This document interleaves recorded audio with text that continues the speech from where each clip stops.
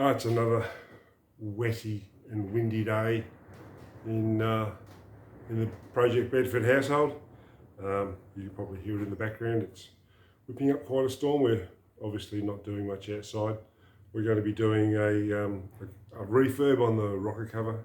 The rocker cover needs to be stripped back and repainted. We've got a few things to do first. Be giving a bit of a once over with a wire brush. We'll be giving it a bit of a clean up with some mineral terps. Then eventually we'll be going over it with some rust buster. It's just phosphate. It's an industrial phosphate. And that converts it into a workable metal without losing the integrity of it. Breaks in all the rust.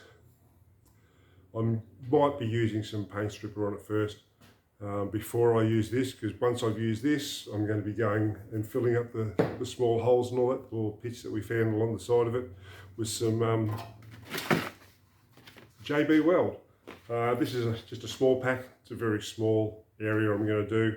I'm not planning on doing any major work at the moment. Anything I do that will need any more than this will be welding. So there, we're up to that. And once this is back on, we can get back to stripping all the hoses for the vacuum advance and the vacuum system and the air system for the trailer, and getting the engine up and running properly so that we can at least try and engage the clutch, get the gearbox turning over, and then hopefully be able to move it without having to try and push the thing. So we've got a fair bit to do.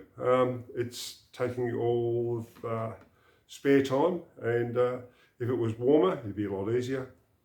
So that's where we're up to.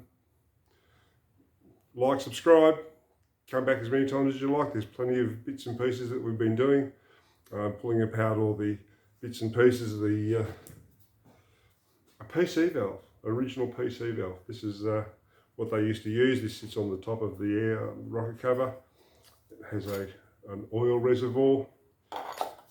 It reminds us the level of the oil, and reminds us that it's made in England. So that's going back on. I'll be leaving that on. Obviously it needs the draft, it needs the volume of air to be sucked through it to keep it clean. We're replacing the air filter. As I said earlier, we're also putting the battery where the air cleaner used to be, oil air cleaner. There's a couple of videos on that I've already got up. So yes, stick with us. We'll get there, and like I said, this is not going to be a 2-week project. It's going to be a long-term project.